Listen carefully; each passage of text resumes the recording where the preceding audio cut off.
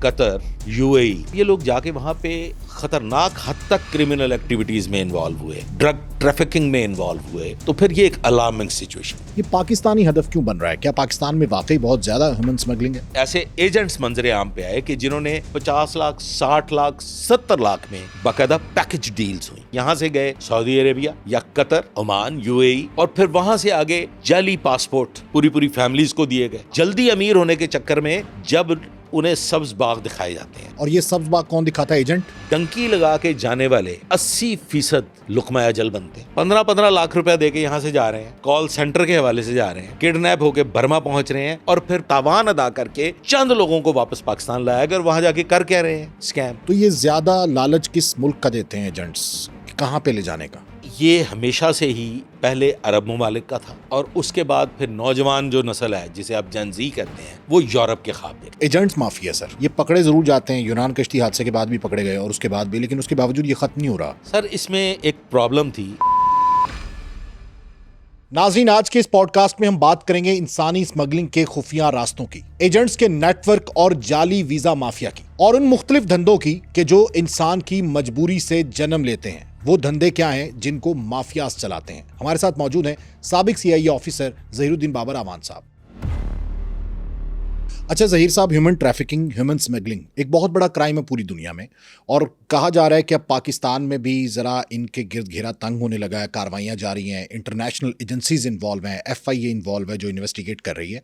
ये पाकिस्तानी हदफ क्यों बन रहा है? क्या पाकिस्तान में वाकई बहुत ज़्यादा ह्यूमन स्मगलिंग है? बड़ा सेंसिटिव क्वेश्चन है। यकीनन पहले within Pakistan human trafficking उरूज पे थी, जिसमें आपकी प्रोस्टिट्यूशन है, हॉस्पिटल से बच्चों का उठाया जाना है, और भट्ठा मजदूर, लेबर, घरों में काम करने वाले, बच्चों से भीख मंगवाना, और ये भीख माफिया, अगर हम आगे चल के इस पे भी बात करते हैं। ह्यूमन ट्रैफिकिंग और ह्यूमन स्मगलिंग दो मुख्तलिफ। ओके, एक है अंदरूने मुल्क में, एक है अंदरूने मुल्क, और एक है बैरूने मुल्क। एक बैरूने मुल्क। ठीक है, अब हम पहले बैरूने मुल्क को डिस्कस करते हैं, फिर अंदरूनी मुल्क की तरफ आएंगे। बैरूने मुल्क की सूरत हाल ये हुई स्मगलिंग के हवाले से कि इतनी बड़ी तादाद में फैमिलीज मूव करना शुरू हुई सऊदी अरेबिया की तरफ, कतर, यूएई, और वहां जाके भीख मांगनी शुरू की। सब जालसाजी के जरिए गए। फिर डंकी इस हद तक, और वो जो बहरा रोम में जो कश्ती उलट गई थी, उसमें 300 के करीब लोग जो हैं वो शहीद हो गए। तो इंटरनेशनली ये इतनी इसने हाइप क्रिएट हुई कि सब लोगों ने इस पे गौर करना शुरू। कितने लोग गए होंगे अभी तक, या कितने लोगों को रोका गया होगा? सर, मैं वही अर्ज करने लगा हूं आपको कि जब तमाम तरह एजेंसी, यूरोपीय यूनियन ने इसमें काम शुरू किया, यूनाइटेड नेशंस ने काम शुरू किया, और फिर जब इस पे गौर व फिक्र शुरू हुआ और सख्त कार्रवाइयाँ शुरू हुई, क्योंकि इंटरनेशनली जो यूरोपीय ममालिक को गए, जो अमेरिका गए, वहाँ पे जाके क्रिमिनल एक्टिविटीज़ उन्होंने इख्तियार की, और फिर वहाँ पे असाइलम की जो सूरत हाल थी, जब वो उन्होंने इख्तियार की, यहाँ से फुटबॉल टीम्स की शक्ल में मूव किए, यहाँ से आर्टिस्ट बन के ड्रामा लेके पूरी टीमें वहाँ जाके थिएटर करने जा रहे हैं और वहाँ पे गायब हो जाते हैं। वहाँ जाके गायब हुए। तो इस नौयत की कार्रवाइयों के बाद फिर इस पे घेरा तंग किया गया। ये नौबत आई कि फिर जो सरकारी इदारे यूरोप के और अमेरिका के, उन्होंने आज खुद FIRs लॉन्च करवानी शुरू की, और फिर पाकिस्तान में इस पे सख्त, पहले 2018 में कानून साजी हुई, और फिर उसके बाद अब 2026 में जो कानून साजी हुई, उसमें बड़ा सख्त कवानीन बनाए गए हैं, और उसमें मामूली से मामूली, इवन पनाह देने का जो मामला है उसमें भी 10-10, 15-15 साल की सजाएं जो हैं। अव्वलीन सतह पर क्या, पाकिस्तान से जो लोग मूव करते थे उनको लीनियंट व्यू लिया जाता था। दुबई जा रहे हैं, ट्रैवल वीज़ा पे जा रहे हैं, सैर करने जा रहे हैं, हालांकि FIA हुकाम को ये पता भी चल जाता था कि इस शख्स की हैसियत ऐसी नहीं है कि ये ट्रैवल कर रहा है तफरीह के लिए। यानी उस वक्त नहीं देखते थे कि इसके अकाउंट में कितना पैसा है, या इसकी लीनियंट व्यू लेते थे कि चले अगर दुबई जा रहा है या कहीं भी अगर सैर के लिए जा रहा है, तो वहाँ जाके काम भी अगर कर लेगा तो कुछ अब फॉरेन रिजर्व में इजाफा हो जाएगा, और थोड़ा।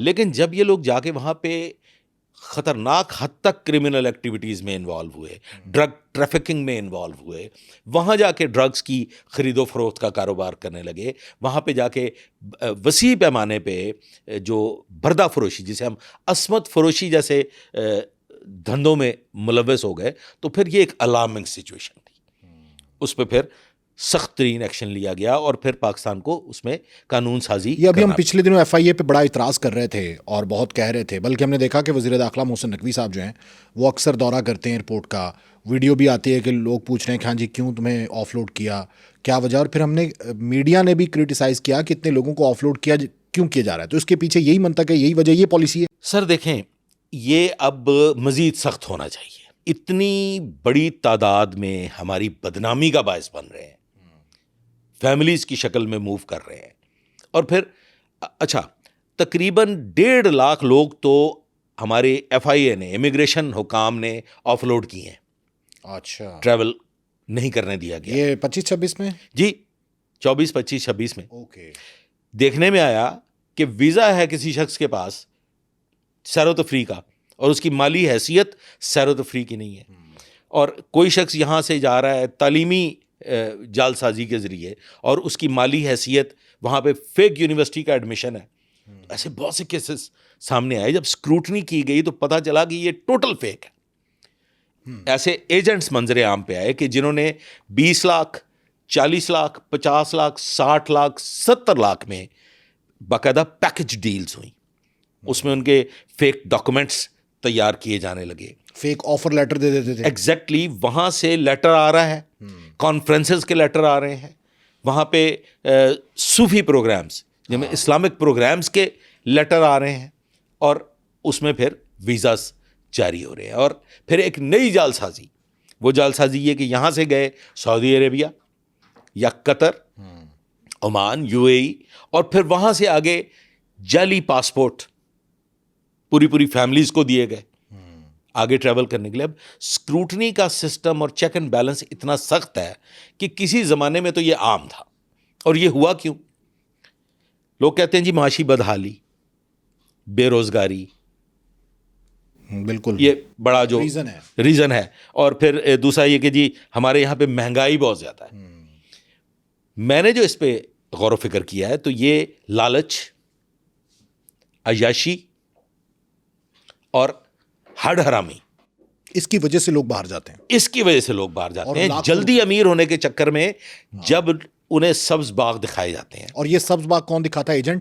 एजेंट्स प्लस वो लोग, आप कहते हैं दूर के ढोल सुहाने। मैं यूरोप को बहुत करीब से जानता हूं, अमेरिका को बहुत करीब से जानता हूं, UK को बहुत करीब से जानता हूं। इत्तफाकन मेरी फैमिलीज यहां पे मौजूद है। यूरोप में जो मास्टर्स करके बच्चे जॉब्स कर रहे हैं, उनको भी जॉब्स की बड़ी शदीद हद तक परेशानी है। जो यहाँ से डंकी के ज़रिए जाते हैं, जो इलीगल जाते हैं, आप हैरान भी होंगे, और ये एक बड़ी, मैं समझता हूँ कि एक अलार्मिंग सिचुएशन है। यहाँ पे नाजो नखरे में वालदा से रोब से चोपड़ी हुई रोटी खाने वाले वहाँ जाके गे का बिजनेस करते हैं। ये जो LGBT वाला सारा सिस्टम है, आप यूरोप में चले जाएं, आप इटली चले जाएं, आप वो जो सारे का सारा आपको वहाँ रेलवे स्टेशन, वहाँ के शॉपिंग मॉल्स, वहाँ के पार्क्स, माशाल्लाह पाकिस्तानी नौजवान लड़के वहाँ पे खुलेआम ये बदकारी कर रहे हैं, और उसकी बाकायदा तरगीब दी जाती है। वो लड़के इस बिजनेस में इन्वॉल्व हैं क्योंकि वहाँ पे तो इलीगल नहीं है, इलीगल नहीं है और आसान है, इजी मनी। काम वहाँ भी नहीं है। ऐसा नहीं है कि सड़कों पे जॉब्स पड़ी नहीं है और लोग खींच के लेके आ रहे हैं। शदीद तरीन मेहनत के बाद जो तालीम याफ्ता नौजवान नहीं है, वो शदीद तरीन मेहनत के बाद 1000 यूरो कमाते हैं। अब एक नौजवान ने बहन को भी शादी करनी है, अपने घर भी पैसा भेजना है, वादा ये करके गए हैं यहाँ पे मकान भी बनाएंगे, गाड़ी भी लेंगे, तो ये वो लोग हैं जो कई दहाइयों से वहाँ गए हैं। कोई मीरपुर से गए हैं, आज़ाद कश्मीर से गए हैं, और जैसे मंगला डैम बना और फिर इसी तरह से मुख्तलिफ पावर प्रोजेक्ट्स हुए तो वीज़ास दिए गए। वो लोग वहाँ गए, वो वहाँ सेटल्ड हैं। अब उनके घर हैं 4-4 कनाल के, 6-6 कनाल के, बड़े बड़े विलास। देख के फिर हम लोग कहते वो हैं देख के फिर नौजवान जो थे हमारे, वो यहाँ पे मेहनत करने की बजाय उन्होंने कहा कि पता नहीं वहाँ पे तो दरख्तों से लगे हुए हैं। अच्छा, इसमें रिश्तेदारों का और वालदैन का भी बड़ा कसूर होता है। वालदैन कहते हैं कि देखें फलां बाहर गया था, देखो आज उसका बंगला देखो, उसकी कोठी देखो, उसकी पैसे की रेल देखो, और वो वहाँ जाके सेट हुआ हुआ है, ये नहीं पता उसने कितने पापड़ बेले हैं, और वो लीगली गया हुआ है। 20 लाख मिनिमम ये यूरोप जाने के लिए। यूरोप जाने के लिए। ठीक है। अब 20 लाख रुपए से बज़मी साहब, अगर हमारा नौजवान यहाँ पे एक मामूली नौयत का 20 लाख से अगर वो बिजनेस करता है ना, जिसे आप फूड आइटम्स की सेल परचेज या फ्रूट्स या वेजिटेबल्स का अगर आप वेंडर बन जाते हैं, तो 20 लाख रुपया इतनी खूबसूरत अमाउंट है कि आप अपने मुल्क में रहते हुए, पाकिस्तान में रहते हुए, आप आसूदा हाल जिंदगी गुजार सकते हैं। लेकिन क्या हो रहा है, रातों रात अमीर होने का ख्वाब, जो कि बिल्कुल एक भयानक ख्वाब है, डंकी लगा के जाने वाले 80% लुकमा अजल बनते हैं, और गरीब लोग होते हैं, और इंतहाई गरीब लोग होते हैं। और वो गरीब लोग भी 50-50 लाख रुपया कर्ज लेके, अपनी ज़मीनें गिरवी रख के, अपने घर गिरवी रख के, वालदा का जेवर बेच के, बहनों के जहेज बेच के। हाँ, ये जो यूनान कश्ती हादसा हुआ था, एक मानावाला का लड़का था, वो उसमें जाँ-बहक हुआ था। तो मैं खुद उसके फैमिली के पास गया, तो पता चला कि उसने अपना जेवर भी बेचा है और अपना मकान भी बेचा है और बच्चे को पैसे दिए हैं। अच्छा, फिर वो कहते हैं कि वो इंस्टॉलमेंट में भी लेते हैं बाज़ एजेंट्स पैसे। वो कहते हैं बस आने चाहिए पैसे।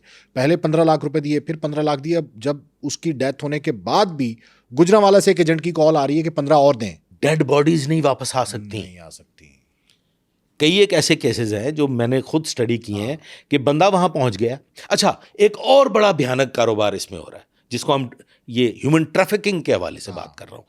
थाईलैंड भिजवा रहे हैं, थाईलैंड में जाके बंदा किडनैप हो जाता है। प्लान ये वाकई ये पिछले दिनों केस भी आया हुआ था। बर्मा, हाँ, 15-15 लाख रुपया देके यहां से जा रहे हैं, कॉल सेंटर के हवाले से जा रहे हैं, किडनैप होके बर्मा पहुंच रहे हैं, और फिर 15-15, 20-20 लाख रुपया तावान अदा करके चंद लोगों को वापस पाकिस्तान लाया। अगर वहां जाके कर क्या रहे हैं, स्कैम, लड़की बन के लड़कों को फंसाना, उमरा को फंसाना, और फिर उनके बैंक अकाउंट्स खाली करने।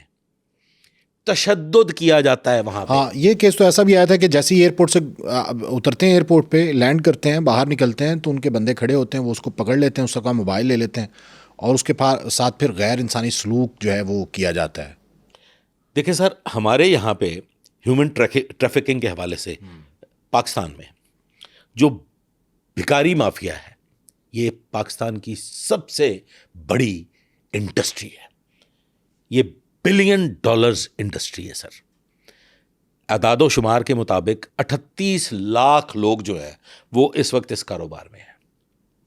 38 लाख। और ये बाहर जाके भीख मांगते हैं, बाहर जाके भीख मांगते हैं, विद इन पाकिस्तान ये भीख जो अभी मांगते हैं। सऊदीया से डिपोर्ट हुए, जी। हम पाकिस्तान की तरफ भी आते हैं, जो हमने जिक्र किया। मैं वही बताने लगा कि ये पाकिस्तान में जो भिखारी माफिया था, इन लोगों ने एक तो अपनी फैमिलीज बाहर लेके गए, और फिर अपनी फैमिलीज में ऐसे बच्चों को भी साथ लेके गए जिनका वो जो कि उस फैमिली ट्री में शामिल नहीं थे, यानी किसी और के बच्चे, किसी और के बच्चे थे। ये देखें ना, ये था बुनियादी तौर पे जो वहां जाके चीजें खुली, जो पासपोर्ट्स में उनकी एंट्रीज हुई। अब चूंकि सिस्टम जो है ना सर बहुत जदीद हो चुका है। हाँ बिल्कुल, पाकिस्तान का सिस्टम भी बहुत जदीद हो गया, और इंटरनेशनली भी हमारे साथ वेल कनेक्टेड सिस्टम है। फौरन पता चल जाता है, नादरा का रिकॉर्ड जो है वो अप टू डेट हो चुका है। पता चल जाता है कि ये 4 बच्चे थे, ये 6 कैसे हो गए। ये चीजें वहां फिर मंजरे आम पे आई। यही चीजें यहां पाकिस्तान में भी हो रही थी। अब बड़े पैसे के चक्कर में, बड़े लालच के चक्कर में आपने सऊदीया का रुख किया, यूएई का रुख किया। तो ये ज्यादा लालच किस मुल्क का देते हैं एजेंट्स, कहाँ पे ले जाने का? सर, ये हमेशा से ही पहले अरब ममालिक का था, और उसके बाद फिर नौजवान जो नस्ल है जिसे आप जनजी कहते हैं, वो यूरोप के ख्वाब देखने लगे। हाँ, तो इटली सरे फहरिस्त आता है इसमें। इटली सरे फहरिस्त आता है इसमें, और वो दीगर इसके तमाम यूरोपीय ममालिक। और ये डंकी के लिए रास्ता चूज करते हैं पाकिस्तान से ईरान, फिर उसके बाद टर्की, फिर यूनान, और फिर इटली। लेकिन इसमें वीज़ास के जरिए भी लोग गए हैं। अच्छा, हाँ, अच्छा, डंकी में वीज़ा नहीं होता, डंकी में वीज़ा नहीं है, सिर्फ पैसे हैं। सिर्फ पैसे हैं। यहां से आप ईरान गए, हाँ, वीज़ा से लीगली गए, और फिर वहां पे आगे जाके आपको डंकी सिस्टम। वो तो कहते हैं सहरा में इतना पैदल चलाया जाता है इन लोगों को कि ये पानी भी नहीं दिया जाता। 4-4, 5-5 दिन पैदल, भूखे प्यासे। अच्छा, अव्वलीन सतह पे एक डंकी लगती थी, जिसका शायद आपके भी इल्म में होगा कि पोर्ट से, अपने सी से, अपने ही मुल्क के दूसरे किनारे पे, समंदर के किनारे उतार दिया जाता था, दिखा के कि वो सामने जो रोशनी है यहां से आपने पैदल जाना है, आप दुबई पहुंच गए। ओके, ठीक है। ठीक है जी, ये तो आम वाकयात हुए और ये आज भी हो रहे हैं। और वो सादा लोग उस तरह से बैठ जाते थे और वहीं पे उनको उतार के चलो छोड़ जी, दुबई पहुंच गए जी। हाँ। जब वो पैदल चल के कई घंटे की मुसाफत के बाद वहां पहुंचे तो पता चला ये तो पाकिस्तान में, और पैसे ले गए, पैसे ले लिए। फिर इसमें जो सबसे भयानक चीज है ना सर, जिसमें लोगों की बड़ी तादाद मौत के घाट उतरी, लुकमा अजल बनी, वो थी जो एक्सपर्ट्स नहीं थे शिप्स के, बोट्स के। आम एक लेमैन है, जब 150 लोग हो गए, 300 लोग हो गए, फिर वहां पे जाके कश्तियां खरीदी जाती हैं। समंदर में जब ट्रैवल करना है तो फिर कश्तियां खरीदते हैं। वो जो कश्तियां खरीदते हैं, फिर उन कश्तियों को चलाने वाले एक्सपर्ट्स नहीं होते। वो जब समंदरी तूफानों में, मद्दोजज़र में, वो कश्तियां जब फंसती हैं और वो बड़ी मतलब फारग सी कश्तियां होती हैं, सस्ती सी, कोई इतनी अच्छी कश्तियां भी नहीं होती, वो फिर बाज़ औक़ात बीच समंदर के ख़राब भी हो जाते। तो ये जो भी वाकई यूनान कश्ती वाला हुआ था, उसमें के 150-200 की कैपेसिटी होती है, 400 लोग बिठा देते हैं, 300 लोग बिठा देते हैं, तादाद ज़्यादा। और कहते हैं वहां पे गनमैन खड़े होते हैं इनके, कोई बोल भी नहीं सकता। वो जो कश्ती है, हाँ, वो कश्ती यूनान के साहिल पे पहुंच चुकी थी।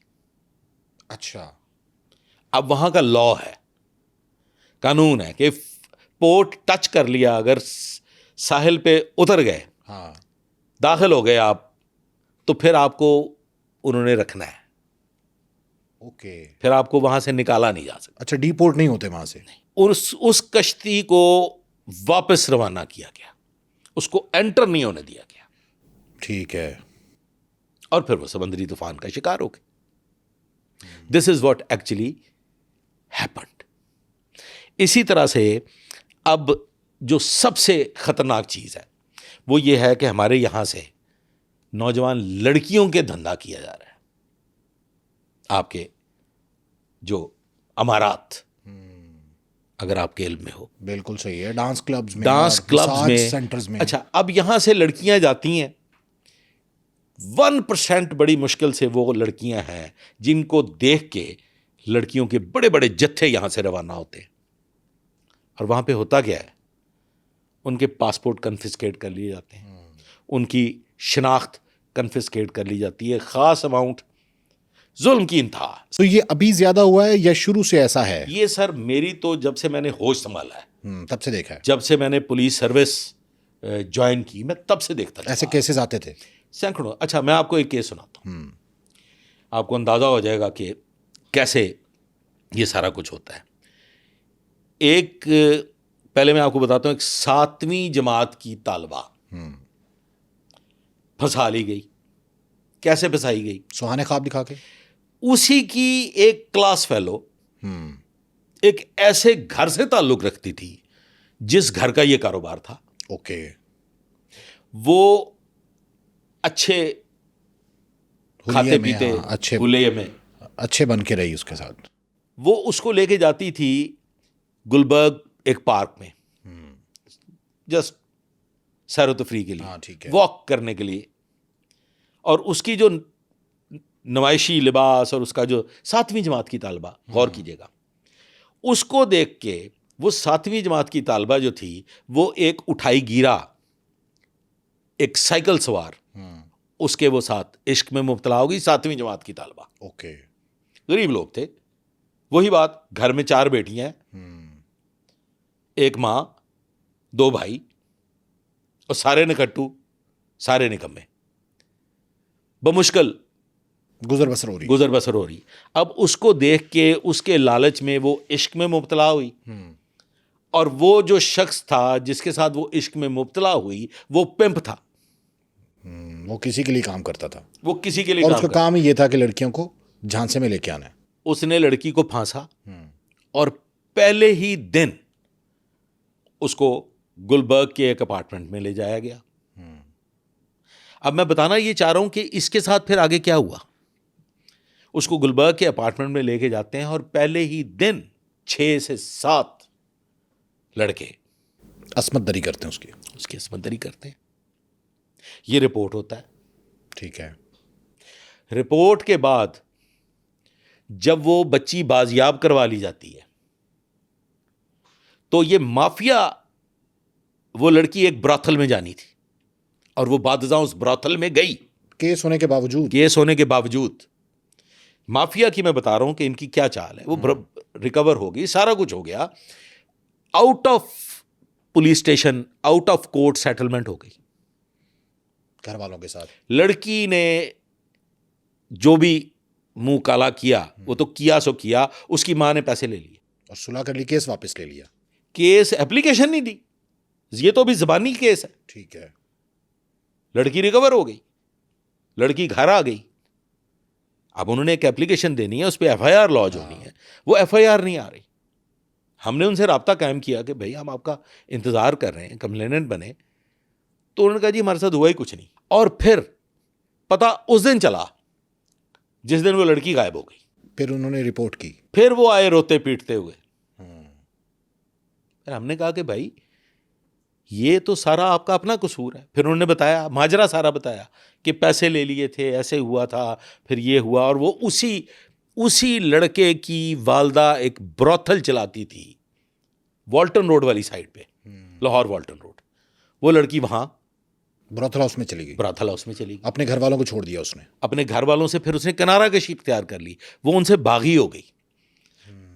बज़मी साहब, अगर वो बागी ना होती और वो बिल्कुल बाकायदगी से वहां रकम अदा करती रहती अपने वालिदैन के घर।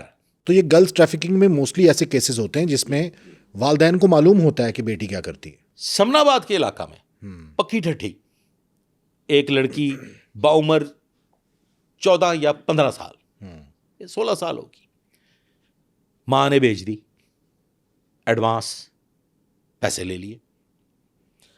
अब वो लड़की गई जिस ब्रॉथल में, उसी वो जो खातून थी जो ब्रॉथल चला रही थी, उसके बेटे के साथ सेटिंग होगी। वो अपने बेटों को खुद कहती हैं सेट हो जाओ। शादी हो गई, रिश्ता अज़दवाज में बंध गए, निकाह करा दिया अपने बेटे के साथ। अब अपनी प्रॉपर्टी बन गई, जैसे मर्जी यूटिलाइज करें। ठीक। लड़की एक दफा वहां से फरार हो गई। जब लड़की फरार हुई, वालिदैन से राब्ता मुनक़ता हुआ तो पुलिस रिपोर्ट हो गई। उससे पहले नहीं हो रही, उससे पहले पुलिस रिपोर्ट नहीं हो रही, क्योंकि वो एग्री है ना, वालिदैन भी। वो एक अग्रीमेंट के तहत सारा चल रहा है। अब जब लड़की का राब्ता मुनक़ता हो गया तो पुलिस रिपोर्ट हो गई। वो लड़की रिकवर हुई। एक होटल्स में 8-8, 10-10 लड़कियों को एक कमरा अलॉट कर दिया जाता है।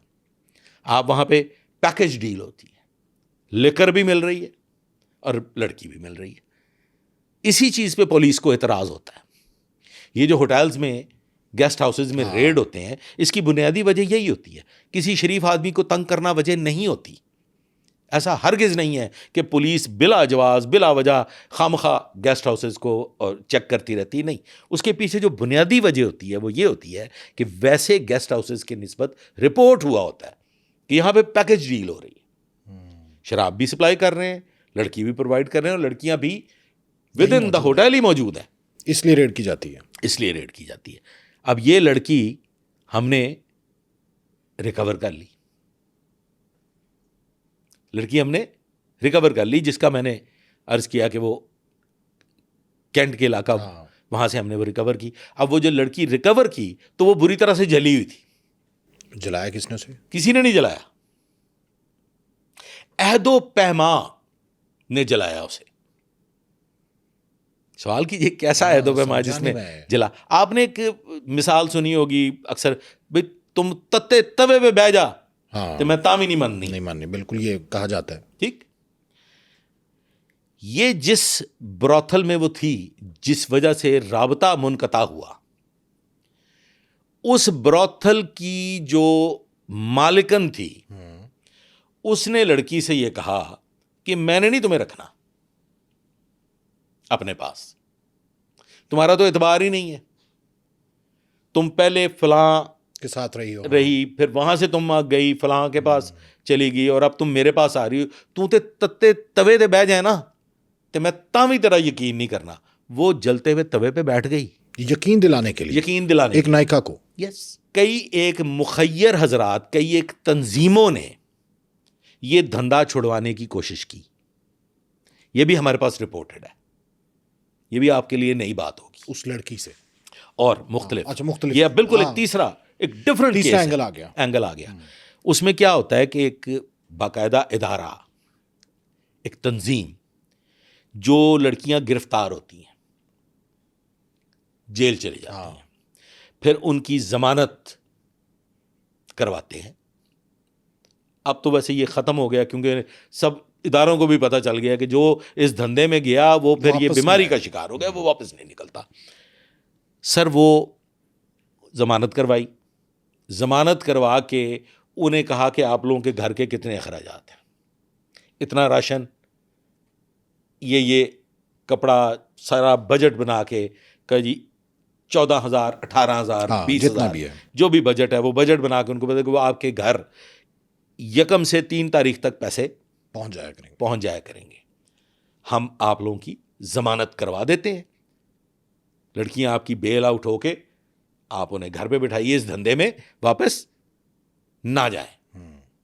जमानत हो गई, घरों में पहुंच गई।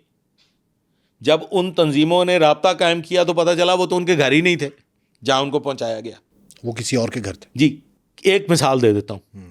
एक लड़की जिसकी उम्र इंतहाई कम थी, उस लड़की, उसी की मिसाल दे देता हूं, जो बात मुझ तक पहुंची। हाँ, उस घर गए कि जी ये हम आए हैं, पैसे यहाँ पे साइन कर दें। उनके जी किस चीज़ के पैसे? उनके जी वो 3 दिन पहले वो हमने बेल करवाई थी, जमानत करवाई थी, तो इदारे की तरफ से ये रकम है जो हमने पे करनी है हर महीने। तो वो वहाँ पे एक बुजुर्ग शख्सियत थी जो उस घर से बरामद हुई। उसने कहा जी हमारे यहाँ कोई ऐसा वैसा सिस्टम नहीं है, ना वो लड़की हमारी उन्होंने कहा जी हमने खुद, हमारी वैन यहाँ छोड़ के गई है, हमारी वैन आई है, वैन यहाँ छोड़ के गई है, आप कैसे ये कह सकते हैं? वो कहता है अच्छा ठहरे 2 मिनट, मैं आपको बताता हूँ, रुके। वो घर जाता है, घर जाके वो पूछता है अपने अहले खाना से। उन्होंने कहा हाँ 3 दिन पहले एक ज़रा बड़ी उम्र की खातून और एक लड़की कोई आई थी, 13-14 साल की आई थी, वो तो टॉयलेट के लिए आई थी। हाँ, वैसे पूछ रहे हैं, कह दें किसी इदारे से आई हैं। नहीं, टॉयलेट के लिए आई थी कि हम ये वॉशरूम आपका इस्तेमाल कर लें। और वो वैन समझी कि यही घर है। वैन ने वहाँ उनको ड्रॉप किया, हाउस नंबर नोट किया और वो सारा करके तो वो चले गए। मतलब ये एक ऐसी बीमारी है कि जिस बीमारी का शिकार होने के बाद फिर आप इससे निकलते नहीं हैं। ठीक है। और यही फिर यहाँ से ये ह्यूमन स्मगलिंग में आ जाता है कि ग्रुप्स बने हुए हैं, वो इन्हीं लड़कियों को लालच देते हैं कि आप बाहर जाएंगे, आपको इतने रियाल महाना मिलेंगे, फिर शेख आपको और बहुत बड़ी रकम अदा करेंगे, और वो यहाँ से जब लेके जाते हैं फिर वहाँ उनको जाके कैद कर लिया जाता है, वो आज़ाद नहीं होती। बिल्कुल सही है। ओमान में एक गैंग पकड़ा गया है, होटल का उसने पूरा फ्लोर लिया हुआ था, वो सियालकोट के लोग थे 2-3, और वहाँ पे यही काम करते थे, यहाँ से लड़कियों को ट्रैप करते थे, वहाँ पे लेके जाते थे, उसके बाद उनका पासपोर्ट वगैरह सारा जब्त करके और उनको इसी धंधे पर बिठा दिया जाता था। ये बिल्कुल सही आप कह रहे हैं। तो इसका मतलब हमने 2-3 एंगल डिस्कस कर लिए, एक तो ह्यूमन ट्रैफिकिंग, ठीक है, और दूसरा बैरूनी ममालिक में जो भिखारी माफिया है जो पाकिस्तान से जाता है वो, और तीसरा ये गर्ल्स ट्रैफिकिंग। अब सर चौथी चीज़ पे आ जाएं, ये भिखारी माफिया जो हमने वहाँ पे डिस्कस किया, ये जो चाइल्ड वर्किंग है, चाइल्ड लेबर है, उस पे आ जाएं। अक्सर हम देखते हैं कि ख़वातीन बच्चे उठाए फिरती हैं और वो बच्चे सो रहे होते हैं, वो जागते नहीं हैं। उनको मैंने को कहा कि इसको ओपियम दी जाती है उन्हें। मैंने उसको कहा खातून को कि ये बच्चा जगा के दिखाओ, वो बच्चा नहीं जाग रहा था, वो कहते नहीं ये अभी सोई है, और वो बच्चे कहते हैं किराए पे मिलते हैं। फिर हमने एक प्रोग्राम किया था जिसमें दाता दरबार के पास ऐसे होटल्स और ऐसी जगह हैं कि जहाँ से बच्चों को बाकायदा किराए पे दिया जाता था। तो क्या ये बच्चों की ट्रैफिकिंग भी होती है अंदरूनी मुल्क? जो इंतहाई गरीब लोग, हाँ। वो फरोख्त भी कर देते हैं। हम्म। हमारे यहाँ पे फैमिली प्लानिंग का तो सिस्टम नहीं है। हम्म। आप यहाँ मेरे सामने बैठे हुए हैं, आप कमोबेश को 100-150 लोगों का खर्च बर्दाश्त कर रहे हैं, आप जो आपके इल्म में ही नहीं है। जो ये हमारी जो आबादी है, हाँ। इसका जो सैलाब है, ये जो सुनामी है, इस सुनामी की भेंट कौन चढ़ रहा है? वो जिसका एक बच्चा है या 2 बच्चे हैं, वो अपने 2 बच्चों को तो पाल रहा है, वो साथ कोई 100-150 और बच्चों को भी पाल रहा है, जिनका काम ही सिर्फ बच्चे पैदा करना। हाँ, ये जो हमें सिग्नल्स पे नजर आते हैं, ये फरोख्त भी होते हैं और ये बच्चे अगवा भी होते हैं। ये कौन बच्चे होते हैं? जिनका कोई वाली वारस नहीं होता। आप अगर जरा निकले ना थोड़ा बाहर, एक सर्वे करें, तो आपको पता चलेगा ऐसे बच्चे, आप कहते हैं ये किन के बच्चे हैं?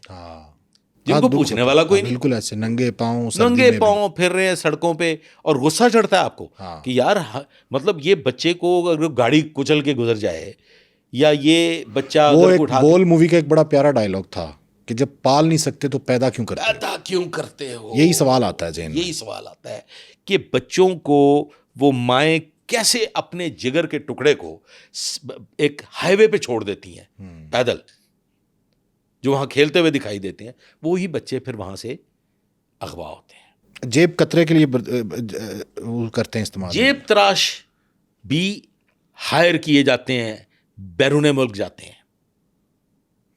ये भी एक इंडस्ट्री है। भिखारी माफिया तो बहुत बड़ी इंडस्ट्री है। 50 अरब रुपए की इंडस्ट्री है। 50 अरब रुपए की इंडस्ट्री है। ये कुछ छोटी मोटी इंडस्ट्री नहीं है। यौमिया 4 अरब रुपया कमाते हैं। अच्छा, ये भीख का एक्सपीरियंस तो मैंने ज़ाती तौर पे किया। मैं जब एक चैनल पे प्रोग्राम करता था तो मैं खुद भिखारी बन के सड़क पे गया। मैंने 2 सिग्नल से 1500 रुपये इकट्ठे किए, और कितनी देर में सर? कोई 20 से 25 मिनट में।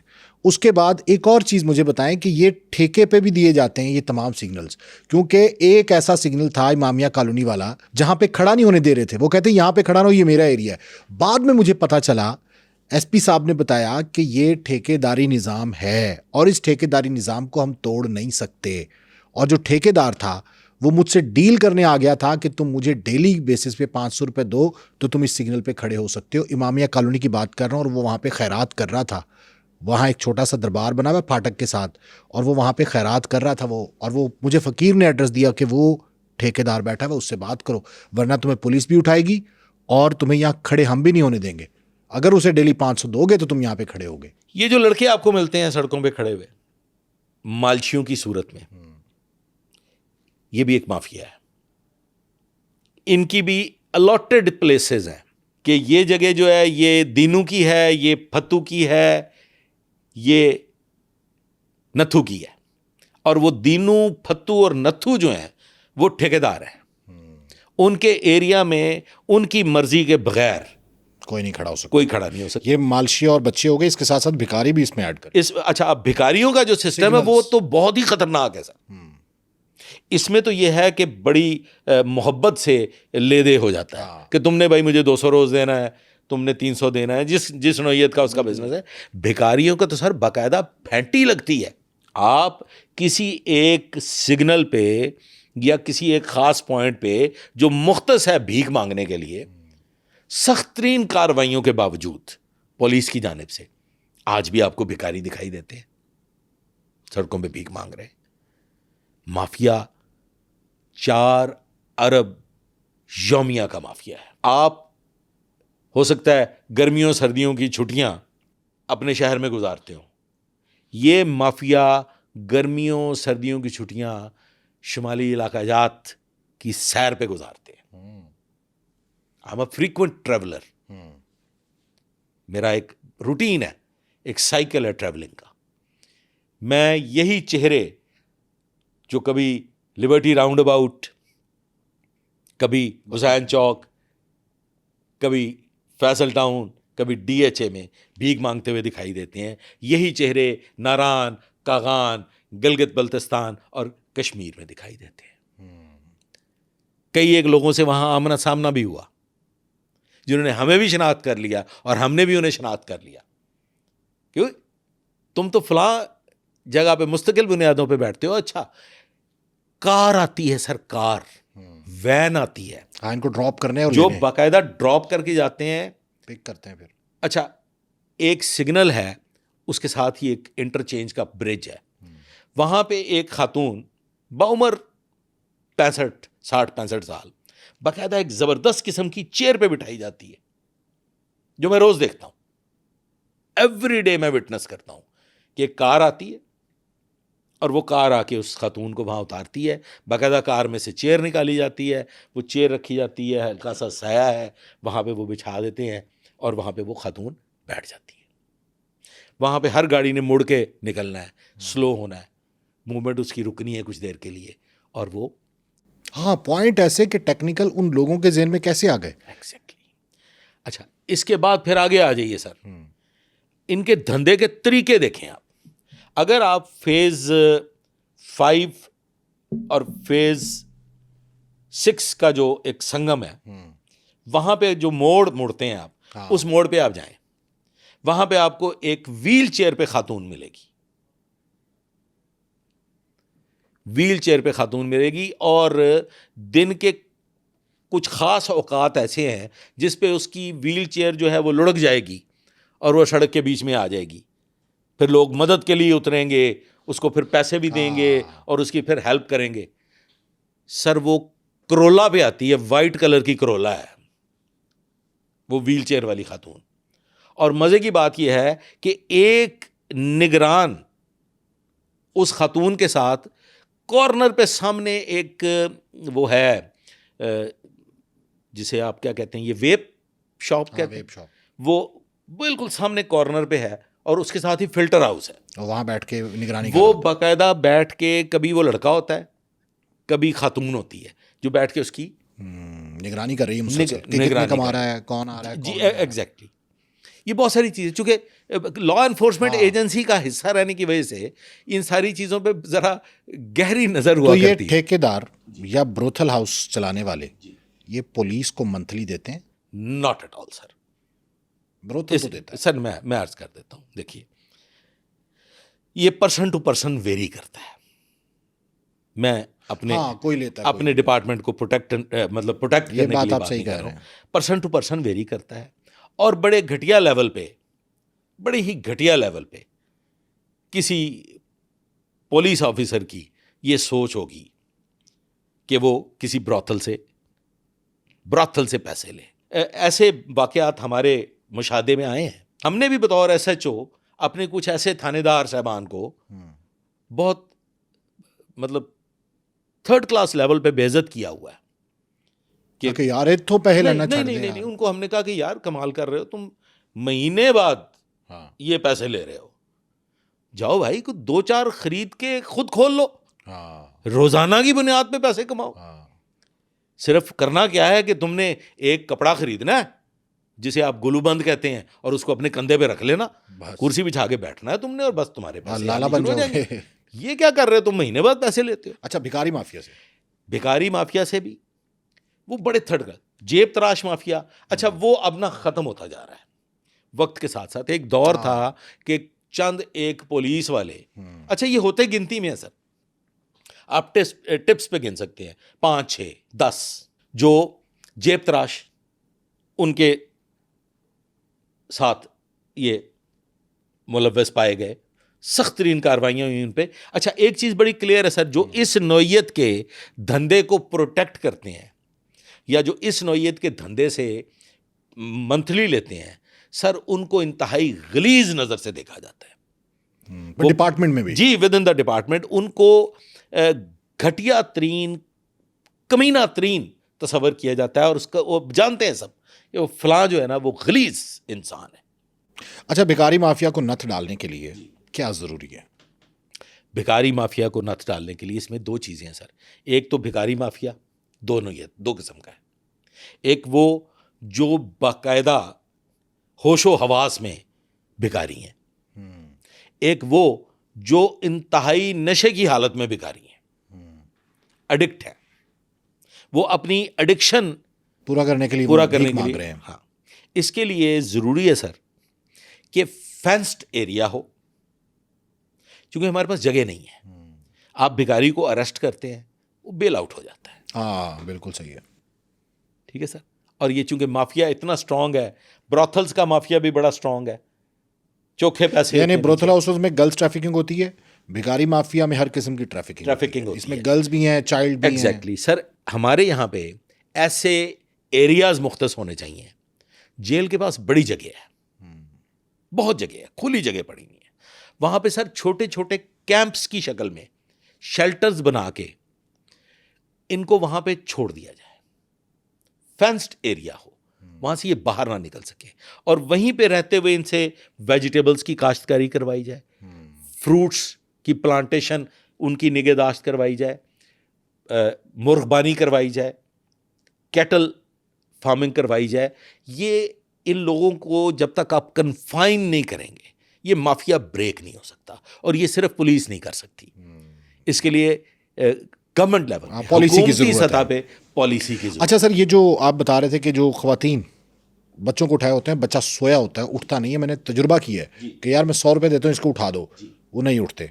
और कई मैंने यूट्यूब पे, सोशल मीडिया पे देखे हैं कि बच्चे वाकई नहीं उठते। लोग कहते हैं, एक एंकर को मैंने देखा था, वो कहते हैं उठा के दिखाओ यार इसे, वो नहीं उठ रहा था। क्या दिया जाता है उन्हें, और क्या उनके अपने बच्चे होते हैं वो? सर उनको बाकायदा नशावर दवाई दी जाती है, ओपीएम, ओपियम, अफीम दी जाती है, और वो दूध में दी जाती है। इतने से बच्चे को? कुछ एक फैमिलीज जो भिखारी नहीं है, अच्छा, अच्छे फैमिलीज, वो अपने, उनकी कुछ फैमिली ट्रेडिशन है बच्चों को अफीम देना। ट्रेडिशनली उनकी फैमिली का वो कहते हैं ये रवायत है, जैसे गुट्टी दी जाती जैसे है। गुटी दी जाती है कि जी बच्चा जो है वो मोटा ताज़ा हो जाता है, सेहतमंद हो जाता है, खूब खाता है, खूब दूध पीता है, उसको वो रेस्ट टाइम उसका बढ़ाने के लिए वो उसको भी अफीम दी जाती है। उसके लेटर ऑन उस नस्ल पे क्या असरात मुरतब होते होंगे, ये है, इस वक्त भी है। I know, I personally know. Okay, ऐसी फैमिलीज को मैं जानता हूं ज़ाती तौर पे, जो बच्चे को अफीम देते हैं। अफीम देते हैं टुन रखने के लिए दूध में मिला के। क्यों जी? ये बड़े बूढ़ों से रवायत चली आ रही है, जैसे बच्चा मोटा ताज़ा और हेल्दी हो जाता ठीक है, वो तो रिवायत के लिए। दिमागी तौर पे वो बच्चा बड़ा होके क्या बनेगा? ये जो बच्चा मार्केट में लेके आए जी, ये इनका अपना बच्चा नहीं होता। ये 100% इनका अपना बच्चा नहीं होता। आपने छोटे सर वाले भी देखे होंगे, हाँ, वो भी एक अलग से माफिया है, और आपके लिए शायद ये बिल्कुल नई बात होगी, यकीनन, गारंटी के साथ कह रहा हूं। वो जो छोटे सर वाला होता है ना, वो बॉस होता है। वो जो भीख मांग रहे होते हैं साथ, वो बैठा होता है चेयर पे, हाँ, हाँ, हाँ, हाँ। और वो जो पीछे खातून होती है, और एक आगे गले में वो लटकाया होता है उन्होंने जी कतबा सा। जी जी, वो जो हरे कपड़ों वाला है ना, हाँ, वो बेसिकली वो बॉस होता है। अच्छा, वो जो उसको साथ गाइड कर रही होती है, एक औरत या बंदा या कोई, वो उसका मुलाजिम होता है। नई बात है आपके लिए। बिल्कुल। इसी तरह से व्हील चेयर पे एक अपाहज को लेके भीख मांगी जा रही होती है, वो बॉस होता है जो व्हील चेयर पे बैठा होता है। वो जो उसको व्हील चेयर को मूव कर रही होती है खातून, वो उसकी मुलाजिम होती है। उसको डेली वेजेस पे मुलाजिम रखा जाता है, उसको डेली मशाहरा दिया जाता है। वो जो लंगड़े और वो नाबीना और वो बॉसेस होते हैं सर, वो उस टीम के हेड होते हैं।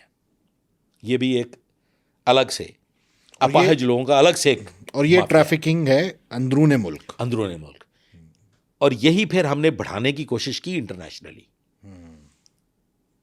यही हमने बाहर मूव करने की कोशिश की, जिसकी वजह से पाकिस्तान शदीद हद तक सख्तियों की जद में आया। और जो लीगल लोग थे, जो बाकायदा किसी लिखे पढ़े कानून के मुताबिक बैरून मुल्क जा रहे थे, जनरली तालीम हासिल करने के लिए जा रहे थे, जनरली वहाँ मुलाजमतों की गर्ज से जा रहे थे, या बिजनेस पॉइंट ऑफ व्यू से जा रहे थे, उनके रास्ते बंद हो गए। पॉलिसीज इस हद तक सख्त हो गई, यूरोप की पॉलिसी इस हद तक सख्त हो चुकी है कि अब एक जेन्युइन आदमी को भी यूरोप जाना जो है वो मुहाल हो चुका है, नामुमकिनात में। ऑस्ट्रेलिया तो बड़े अरसे पहले तशहीर भी शुरू कर दी थी। यूके को देख लीजिए, हाँ। यूके ने इतनी सख्त पॉलिसी कर ली है कि अभी पीछे जैसे जो बारहा यूके होके आ गए उनको भी परेशानी का सामना हुआ, सिर्फ इस वजह से कि पाकिस्तानियों ने, हमारी इस खूबसूरत नेशन ने बैरून मुल्क इस हद तक बदनाम कर दिया है कि हमें इंटरनेशनल एयरपोर्ट पे पूरे कपड़े उतार के चेक किया जाता है। हमारी दस्तावेज़ात की जांच पड़ताल ऐसे की जाती है जैसे कोई डाकू, कोई क्रिमिनल एंट्री ले रहा है।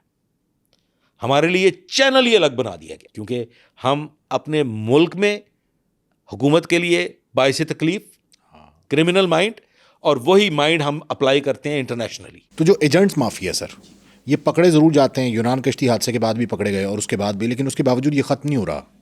सर इसमें एक प्रॉब्लम थी जो अब शायद नहीं होगी।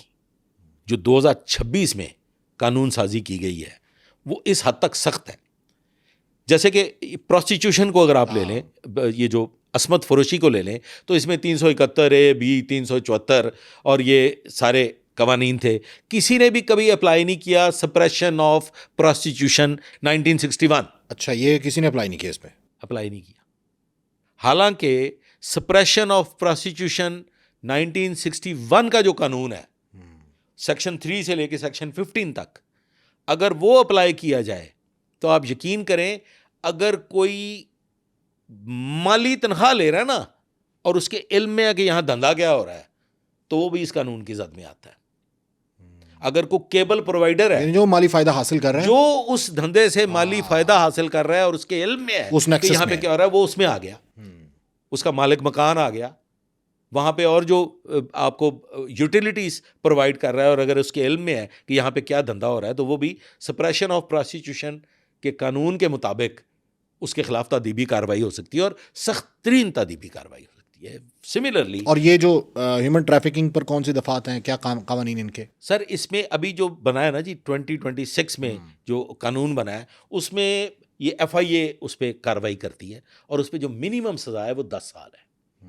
पनाह देने की सज़ा उसमें रखी गई है, उसमें आपकी ट्रांसपोर्टेशन की सज़ा रखी गई है, उसमें आपके जो जाली वीज़ास की निस्बत वो सज़ा रखी गई है, और ये सज़ा 10 साल से मिनिमम 25 साल तक जाती है। अब इस कानून के बाद जो लेटेस्ट कानून साजी हुई है 2018 के बाद, ये अब हुई है। बहुत बहुत शुक्रिया आपका ज़हीरुद्दीन बाबर अवान साहब। नाज़रीन, आज का ये पॉडकास्ट आपको कैसा लगा, कमेंट सेक्शन में जाकर अपनी राय का इजहार ज़रूर कीजिएगा।